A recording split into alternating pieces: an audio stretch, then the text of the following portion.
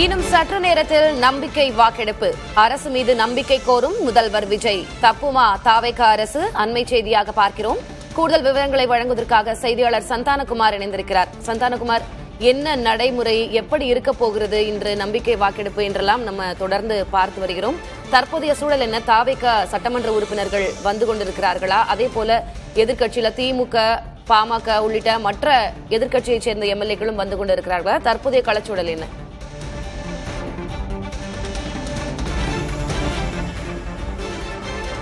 திலகவதி, தமிழக சட்டப்பேரவையில் 9:30 மணிக்கு தமிழக முதலமைச்சர் தாவேக அரசு மீதான நம்பிக்கை தீர்மானத்தை கொண்டு வர இருக்கிறார்.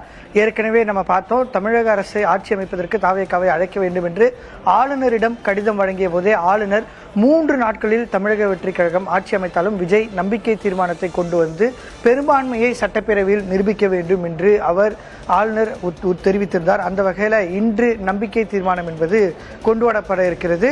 தமிழக வெற்றி கழகத்தை பொறுத்த வரைக்கும் நமக்கு ஏற்கனவே தெரியும், அவங்க மாமல்லபுரம் அருகே இருக்கக்கூடிய ஒரு தனியார் விடுதியில் கிட்டத்தட்ட 60 சட்டமன்ற உறுப்பினர்கள் தங்க வைக்கப்பட்டிருந்தாங்க. அவங்க அனைவரையும் 2 பேருந்துகள், ஏசி பேருந்துகள் புக் செய்யப்பட்டு அனைவரையும் அழைத்து வரப்பட்டு தற்போது சட்டமன்றத்திற்கு அழைத்து வரப்பட்டிருக்கிறார்கள். தமிழக வெற்றி கழகத்தை பொறுத்த வரைக்கும் அனைத்து சட்டமன்ற உறுப்பினர்களும் தற்போது வந்துவிட்டார்கள். முதலமைச்சரும் வந்துவிட்டார்.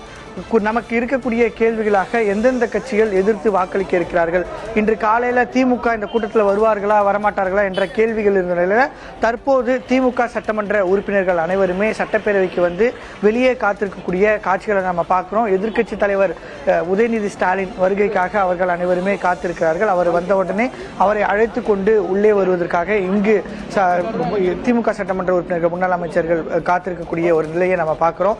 இன்றைய கேள்வி பொறுத்த வரைக்கும் தமிழக வெற்றி கழகம், அதாவது விஜய் தலைமையிலான தாவேக அரசை பொறுத்த வரைக்கும் மெஜாரிட்டியை நிச்சயமா நம்ம ப்ரூவ் செய்வோம் அப்படின்ற கான்பிடன்ட் அவங்க கிட்ட இருக்கு. அதனாலதான் முதல் முறையாக இந்த நம்பிக்கை வாக்கெடுப்பு தீர்மானத்தை முழுமையாக சட்டப்பேரவையில் நேரலை செய்வதற்கு அவர்கள் அனுமதித்திருக்கிறார்கள். இதற்கு முன்பு 2017ஆம் ஆண்டு கொண்டு வரப்பட்ட போது சட்டப்பேரவை வளாகம் முழுமையாக மூடப்பட்டு அதன் பின்பே நம்பிக்கை தீர்மானம் கொண்டு வரப்பட்டது. உள்ளே யாரும் அனுமதிக்கப்படல. ஆனா இந்த முறை பார்த்தோம்னா முழுமையாக இந்த நிகழ்ச்சி நேரலை செய்யப்படும் என்று நேற்று இரவு அறிவிக்கப்பட்டது. இந்த நம்பிக்கை தீர்மானத்தை பொறுத்த வரைக்கும் 2-3 கேள்விகள் இருக்கிறது. நமக்கு தெரியும், நீங்க சொன்ன மாதிரியே தமிழக வெற்றி கழகம் 108 இடங்கள்ல வெற்றி பெற்றிருந்தது. அதுல திருச்சி கிழக்கிலிருந்து விஜய் ராஜினாமா செய்திருக்கிறார். அது ஒரு 107ஆக மாறுகிறது. ஒரு சபாநாயகர், எனவே 106. அதே போன்று ஒரு வேட்பாளர் இன்று நம்பிக்கை வாக்கெடுப்புல பங்கேற்க முடியாது என்று உயர்நீதிமன்றம் தீர்ப்பளித்திருக்கு. எனவே தாவேகா தரப்பிலிருந்து தற்போது 105 சட்டமன்ற உறுப்பினர்கள் இருக்கிறாங்க. காங்கிரஸ்ல இருந்து ஒரு 5 பேர், இடதுசாரிகள், IUML, VCK என அவர்களிடம் கம்ஃபர்டபுளா 120 என்ற மெஜாரிட்டி எண் இருந்தா கூட அதுக்கப்புறம் எஸ் காமராஜ் தாவேகாவை ஆதரித்து வாக்களிக்க இருக்கிறார் என்று தெரிவித்திருக்கிறார்கள். இந்த நிலையில தான் அதிமுகவில் ஏற்பட்டிருக்கக்கூடிய பிளவு 2ஆக இருக்கிறது. எடப்பாடி பழனிசாமி அணியினர் எதிர்த்து வாக்களிக்கிறோம் என அறிவித்திருக்கிறார்கள். CV சண்முகம் தரப்புல ஆதரித்து வாக்களிக்கிறோம் இருக்கிறார்கள் என்று தெரிவித்திருக்கிறார்கள். இதில் நமக்கு தெளிவாக இன்று தாவேகாவுக்கு ஆதரவு கிடைக்கும், அவர் நம்பிக்கை தீர்மானத்தில் வெற்றி பெறுவார் என்பதை தாண்டி உண்மையில் இந்த 2 அணிகளில் எத்தனை சட்டமன்ற உறுப்பினர்கள் இருக்கிறார்கள் என்று நமக்கு தெரிய வரும். நம்ம பார்க்கிறோம், எடப்பாடி பழனிசாமி அணி வெளியிடக்கூடிய ஒரு புகைப்படத்தில் இருக்கக்கூடிய சட்டமன்ற உறுப்பினர்கள் அடுத்த 2 மணி நேரத்தில் 3 மணி நேரத்தில் அவர்கள் CV சண்முகம் தரப்பில் போய் சேருவதும், இப்படி பேக் அண்ட் போர்த்தா வந்து முடிவெடுக்க முடியாமல் ஒரு 5 6 சட்டமன்ற உறுப்பினர்கள் 2 பக்கங்களும் மாறி மாறி செல்கிறாங்க. இந்த வாக்கெடுப்பில் அவர்கள் எந்த பக்கம் நிற்கிறார்கள் மூலம் 2 அணிகளிலும் எத்தனை சட்டமன்ற உறுப்பினர்கள் இருக்கிறார்கள் என்பது நமக்கு நிச்சயமாக தெரிய வருவதற்கான வாய்ப்பு இருக்கிறது. இன்னொரு புறம் பாட்டாளி மக்கள் கட்சி, பாமகவில் 4 சட்டமன்ற உறுப்பினர்கள் இருக்கிறாங்க.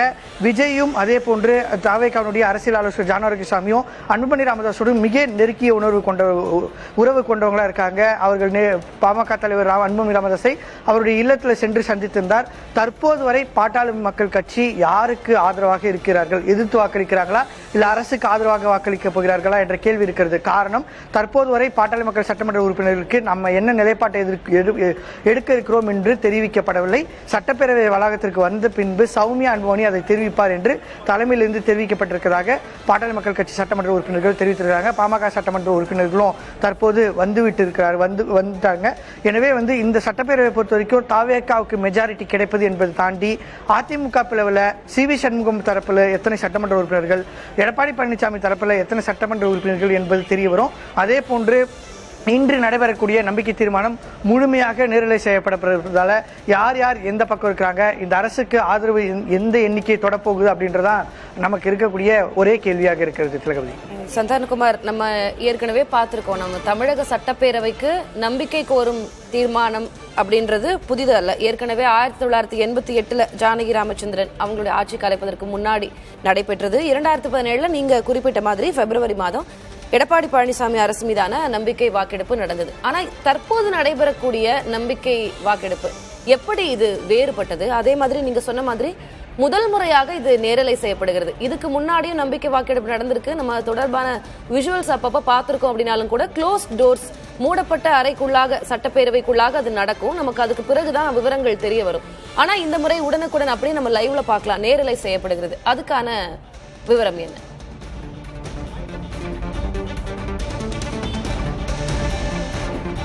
நீங்க சொன்னது மாதிரியே 1988 இருக்கட்டும், 2017 இந்த ரெண்டு விஷயங்களையும் நம்பிக்கை தீர்மானம் கொண்டு வருவதற்கு காரணம் அதிமுகக்குள்ள ஏற்பட்ட பிளவு.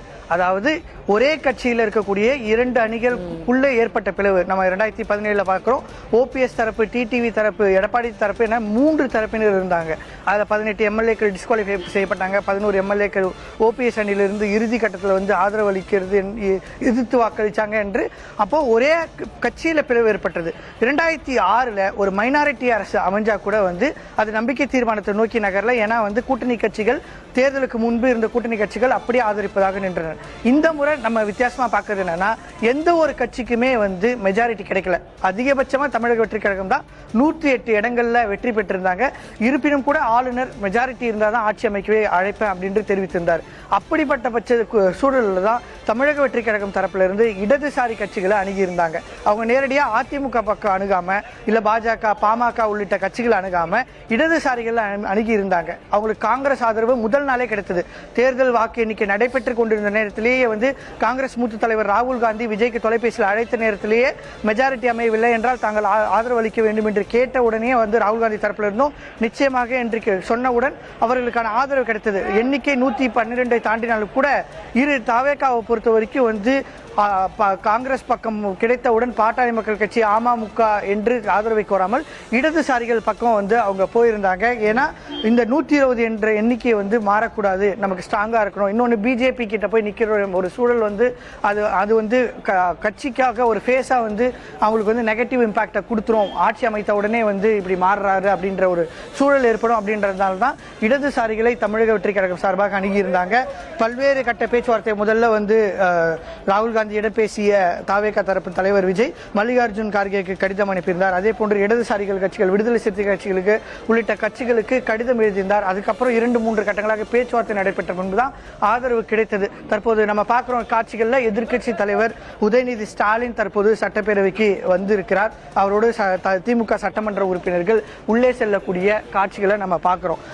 இந்த ஒரு சூழல்ல தான் இப்படிதான் வேறுபாடு இருக்குது. இந்த 2 முறை நம்பிக்கை தீர்மானம் கொண்டு வரப்பட்ட போதோ இல்ல நம்பிக்கையில்லா தீர்மானம் கொண்டு வரப்பட்ட நேரத்தில் இரண்டுமே பார்த்தோன்னா ஒரே கட்சியிலே ஏற்பட்ட பிளவு. தற்போது எந்த கட்சிக்கும் மெஜாரிட்டி இல்லை என்றாலும் கூட தமிழக வெற்றி கழகம் தங்களுக்கு நம்பர்ஸ் கான்பிடென்டா இருக்கு. நிச்சயமா பார்த்தோன்னா இடதுசாரிகள், கம்யூனிஸ்டுகள், விடுதலை சிறுத்தை கட்சி உள்ளிட்ட கட்சிகள் தங்களுடைய ஆதரவை மாற்ற போறதில்லை அப்படின்றதுல உறுதியா இருக்காங்க. எஸ் காமராஜருடைய ஆதரவு கிடைத்திருக்குது. எனவே தங்களுக்கான மெஜாரிட்டி கிடைக்கும். எனவே எந்த ஒரு பிரச்சனையும் இல்லாமல் மெஜாரிட்டி நம்ம ப்ரூவ் பண்ண போறோம். அதை மக்களிடம் காண்பிக்க வேண்டும். அதை நம்ம கான்பிடென்ட்டா மக்கள்கிட்ட இந்த அரசு நிச்சயமா தொடர போகுது அப்படின்றத ஒன்னத்தை ப்ரொஜெக்ட் பண்ணக்கூடிய ஒரு நோக்கமாகவும் இந்த சட்டப்பேரவையில் இந்த நம்பிக்கை தீர்மானத்தை முழுமையா நேரலை செய்வதற்கான ஒரு திட்டமா இருக்குது அப்படின்னு நம்ம அந்த தமிழக வெற்றி கழகம் தரப்பில் இருக்கக்கூடிய முக்கிய நபர்களிடம் பேசும்போது தகவலாக கிடைக்கிறது.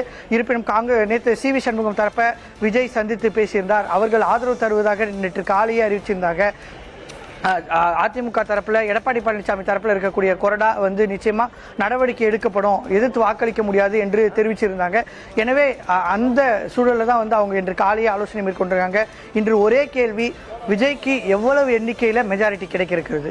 அதிமுக இருக்கக்கூடிய எடப்பாடி பழனிசாமி தரப்புல எத்தனை சட்டமன்ற உறுப்பினர்கள், 2 அணிகளில் யார் யார் இருக்காங்க அப்படின்றதுக்கான ஒரு தெளிவான முடிவு கிடைப்பதற்கான வாய்ப்பு இருக்கிறது. நம்பிக்கை தீர்மானத்தில் நிச்சயமாக வெற்றி பெறுவோன்ற கான்பிடென்ட் தாவேகாக்கு இருக்கு. அதை மக்கள்கிட்ட கொண்டு போய் சேர்க்கும் விதமாக தான் இந்த நேரலைக்கான ஏற்பாடும் செய்யப்பட்டிருக்கிறது. திலகவதி, நிச்சயமா பல்வேறு முக்கியமான தகவல்களை பகிர்ந்து கொண்டிருக்கிறீர்கள் சந்தானம். நீங்க இணைப்பிலேயே தொடருங்க.